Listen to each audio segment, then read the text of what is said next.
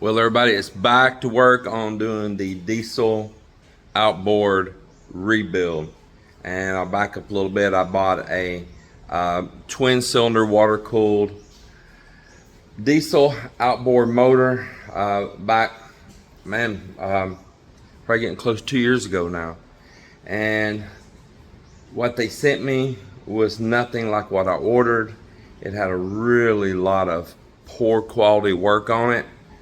And I filed a claim on it instantly. I never even started it. It sat out here for over a year, and I never even bothered messing with it. Then this last year, I finally messed with some. Actually, yeah, it probably sat here like, wow, maybe a year and a half.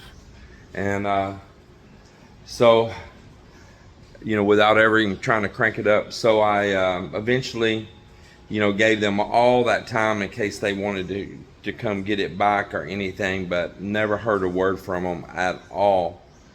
So I couldn't use it as it was. It was so much poor workmanship done. And if you want to go back, there's some videos in this playlist, the series on it here. Just look there for playlist on our channel and you'll see it on it. And so I started redesigning it and taking out a whole bunch of excess weight. There was just poorly constructed done everywhere. Like I say, go back and watch the videos. And we're going to pick up where I left off and begin back on it today.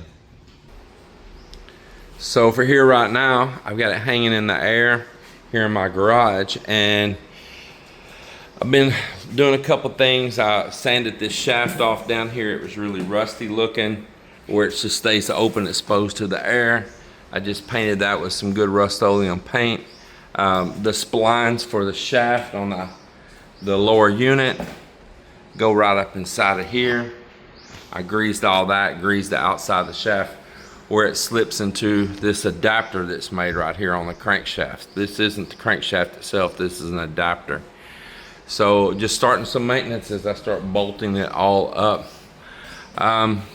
So anyway, that's the things on that right there that I've began, and I'm going to pick up from there and continue on with the work. So right here I have part of the unit sitting here. There's some videos of me reworking this fiberglass, and some other chunks fell out of it. They so poorly made it, I'll probably have to rebuild this front lip right here also. Then over here I have the lower unit. And this is the plate that I made that I'm going to weld onto, and take that big body section that was in the middle out that was super heavy. And these are the aluminum tubes that I'm going to weld in on top of this right here, going up and meeting up underneath the bottom of the motor up over to this shaft right here. And the other one's just going to be for additional support, but I may pass water up through it also. Coming from the lower unit from the water pump. So that's where I'm at here right now. So I don't have any help here right now to lift all this on and get this bolted onto this mount. Well, I'm continuing on the work on this. I took a little break for a while. Man, it's storming outside. It's really carrying on out there with this typhoon. But I will continue here. So I got all 4 studs in now, and also where this exhaust right here, got that changed. I drilled a hole through the cowling there where the exhaust is going to dump out. So I'm beginning to get the bottom part of the cowling, the whole head mount. You know, this would be your head, your motor would be your head. I'm about to get all that coupled back together. This is your transom bracket right here and all. I've got some straps up here pulling it up little by little and getting it lined up. But before I go any further, right here is your oil fill and oil check dipstick. This is your drain plug. And when you get this down in here, it's down inside this cowling in here. Actually, it's not even real deep in it. Maybe 1.5 inches, right about right in here. And my idea on this is I want to notch the cowling, so when you put the top piece on, it won't matter. The hole will be about here, but the little slot that I'll cut will be covered by the top cowling right there. And I want to buy a fitting to extend this drain plug to the outside right here. And the reason I want to do that is because if I try to get in here, it's going to be lipped back in behind right here, and it's just going to pour the oil out to the bottom in there and all. So if I'll make it serviceable from the outside, that would just be stupendous, and I can drain it out from right out here.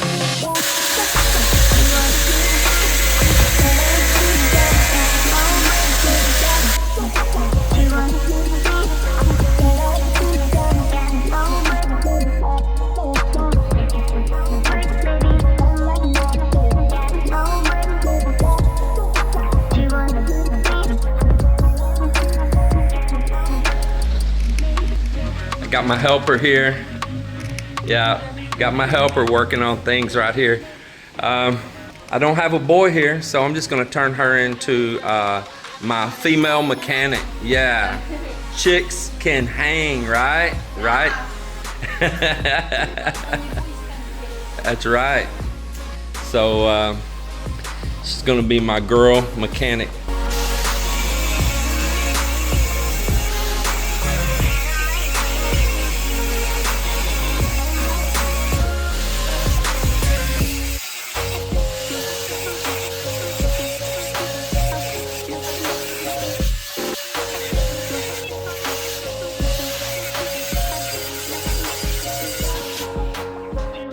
All right, so I got that cut off to length here.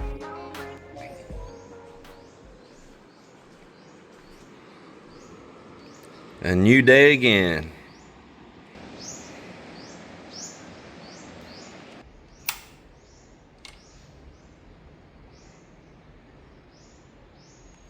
So back to the outboard. Another day passed by. I only worked it for a little while yesterday. We had other things going on around here, and this is a hobby, not a job. So where I left off was I've got the lower unit off of it. I've got that pipe, getting it fitted on there right now.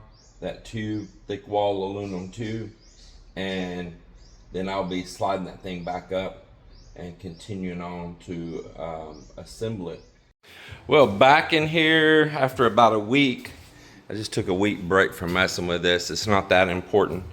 I'm gonna get back in here on the outboard project again. I had thought that I had bought a piece of aluminum plate to make some large gussets, and I did, and I located it. So I'm happy to have found that, and that way I can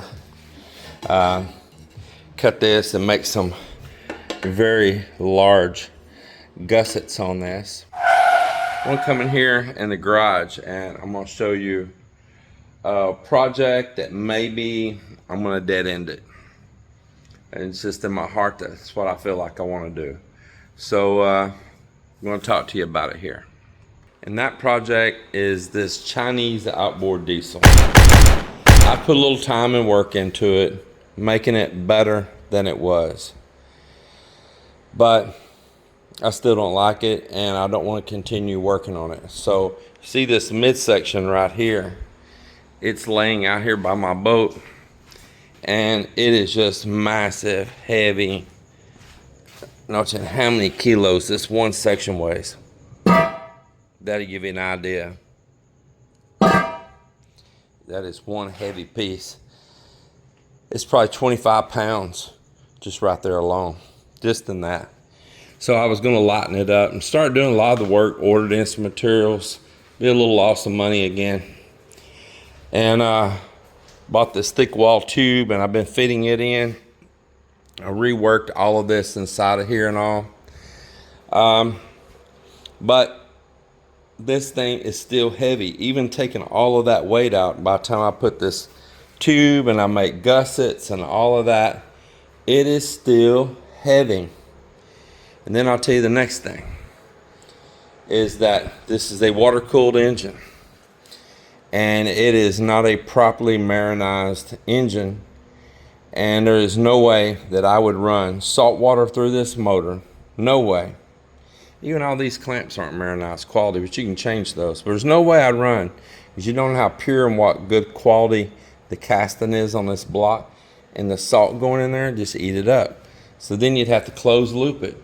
You'd have to put something like a heat exchanger in. Where are you going to mount it at? So now, yes, this has its own circulation pump, and yes, there's a pump down here pumping up raw water.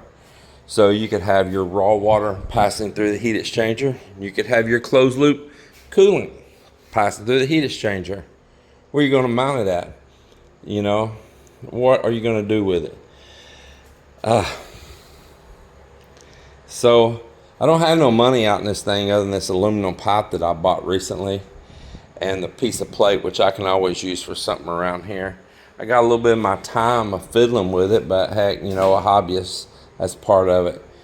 But I just be honest, it is still super heavy. Today I modified this frame, this freestand support, this motor. This frame is part of the crate that the motor come in when I bought it. And I added some long legs out on it, painted up a little bit, just used some old paint cans up that I had here, so it's kind of a blend of color. And when I was mounting the engine back on it today, I was just amazed at the weight, even with that big 25-pound section out of the middle of it, a bunch of other things that I carved off for weight on it and all, lightening it up. It is still a behemoth. And there's just no way I'm gonna put this on the back of that trimaran. I would still have to go back in there and reinforce the transom on it. I wouldn't feel comfortable with it, and it just looks so freaking gaudy. There's just no hope for it. So they used the Yamaha leg off like a 50, 70 horse leg down there. Probably really good unit. They used some of this as Yamaha, but I think it's just copied Yamaha. But the quality and turning all these are not. They homemade this. I had to rebuild it, and I rebuilt in the bottom, but the whole thing, how they made it, like all this lip has just broke off around here. I think I got some pieces of it laying here, and just let's look at that. You know, just broke off out of here and all, whichever side it came from. There's more pieces of it in the floor there. And I mean, it's just crap. Now, the motor is a great motor. I have a lot of faith in the motor. All it would be is just still a whole lot more rigging on this motor, and I don't want to do it. I don't want to do it. So I'm scrapping this project. I've got a little time into it. I could have forced it through and made it work, but I don't want to. I absolutely don't. But it is probably a really good motor. The particular company that cloned this one up actually happens to be one of the better cloners, and so I'm really confident it's probably an amazing engine. It runs good. I really like it. I like the motor. So if I end up with anything, I end up with a motor. Now I want to show you the unique things about this motor, and if I'm wrong, somebody can comment down below. This motor is supposed to be universal, vertical, or horizontal. And excuse the white powder from me cutting on the fiberglass here because the poor quality they did for where the drain plug goes. But excuse that, and let's just look at get past the white powder here all over it. Let's look at this right here. So here's the dipstick and here's the oil drain, right? And you see the orientation of the engine. Now you see the bolts are side by side right here that go on this little boss that comes out on the block where the oil is. Now let's go right here to the other side of the motor, and now here just straight over from it, that's right here. Here on the other side there's a plug in here, but you see there's the bolt hole, there's the bolt hole. You unbolt this unit right here, you turn it, bolt it back on here, and now the dipstick, if you turn this engine up, now the dipstick's oriented the other way, and you take this plug and you put it over there. So you can make this thing vertical or horizontal. That is pretty neat that it was made to work either way. So now, if you will see, it's a wet sump. And you can see here it has a oil pump inside, and it has a oil filter, which they shipped it to me with a dent and oil filter. But I digress.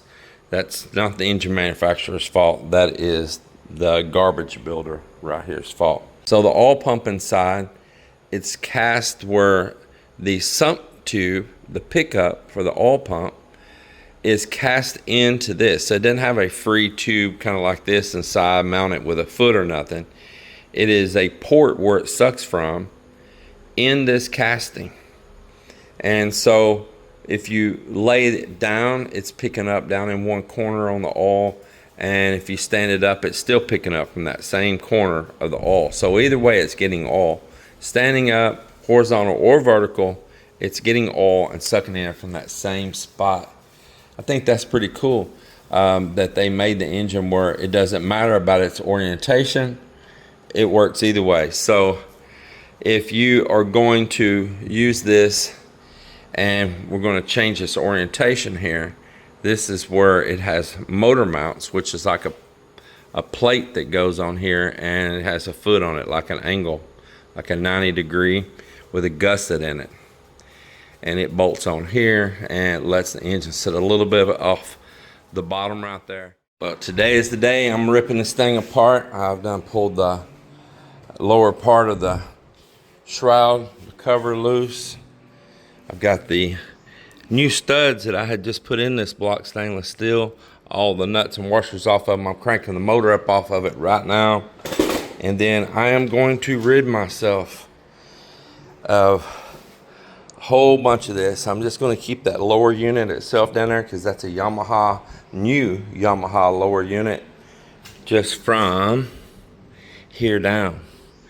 And this is something they cast to, and it's junk. I'm going to sell all that to a scrapper. I want it off my property. Do not want to see this junk. I'm going to throw this away. I'm going to throw that cowling away. And clean my place up and rid it of this junk and not waste any more of my time or my life. This stuff, crap.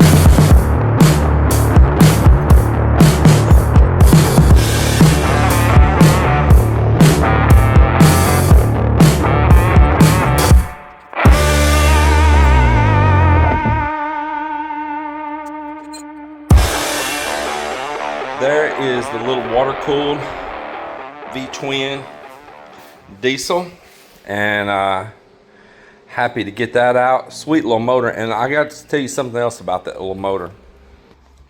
We set the motor down, Miller and I, and while we held up on it and I had it hanging in the air up here, Joel unhooked it from the straps. It wasn't that heavy. Now let me tell you what, it's not that heavy compared against. All of these pump boats, pretty much everywhere, all over the country, I'd say, you know, a good, probably 90% of them have a one-cylinder diesel engine in it. A whole bunch of different brands, Yamaha, different ones.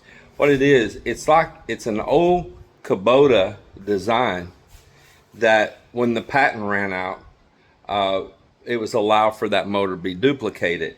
And several companies all duplicate that engine and put their name on it, right?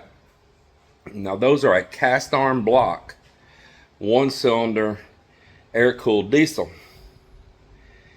The motors are pretty darn good. They're really, really strong, reliable, easy to work on. Here in the Philippines, easy to get parts, probably in a lot of these different countries, easy to get parts.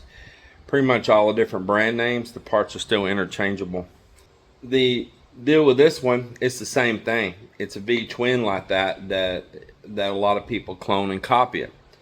But now this block is cast aluminum with aluminum heads, to where that block is cast iron. And they're air cooled. Now there's pluses and minuses here. The problem with them using them in these pump boats here in the Philippines is the air cooled one, which really work out great. I mean, they use the heck out of them.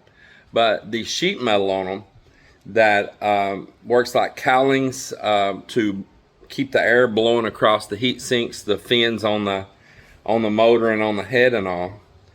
They are a really thin, low quality sheet metal that's only painted on one side, and the inside is raw metal. So out there on that salty air, they just rust right away. They just go away. And a lot of the guys, all the different pieces of sheet metal on the engine, a lot of them just ditch it because they get tired of buying new, and they just say to heck with it and just leave the block just stripped naked. And they're out there running it like that. And it has a really good chance of overheating, like it's not getting proper airflow or getting hot spots in the motor. They're probably prematurely wearing it out. Now, one of the things is, though, a lot of these guys don't go very far. So they just barely go offshore right out here. They crank it up, they run out there, they kill it or whatever, and then they're paddling while they're pulling their net a lot of times and all, oaring. And they're not always letting that stay running, and then they crank it up and they come back in. So it never truly gets a chance to truly heat up unless it's somebody that's going way out. And they may put more wear on one if they don't have the proper cowling around on those fins and all. So on the air-cooled engine. But this water-cooled don't have any of that sheet metal on it because it is water-cooled and jacketed inside. And it is an aluminum block, V-twin aluminum block with a pretty heavy flywheel. So on that note, as long as you got some way to cool that water off, circulating in that block, you don't have a problem with all that sheet metal rusting away. This is actually a lot better as far as that. Now, I would not run salt water through this engine. It would destroy it. So, as I said, you can put a radiator on it. And heck, if the radiator you put on there is not enough, add a bigger one, you know. Double them up or something. So, those cast iron motors, I've had them, I've owned them here. In fact, I've still got one here on the property right now. They are heavy. That motor is heavy. And I assume with this having an electric start on it, you know, water cooled, twin cylinder, that it would be just as or heavier than that single cylinder. But lo and behold, it's not. It's lighter. It's a lighter weight motor.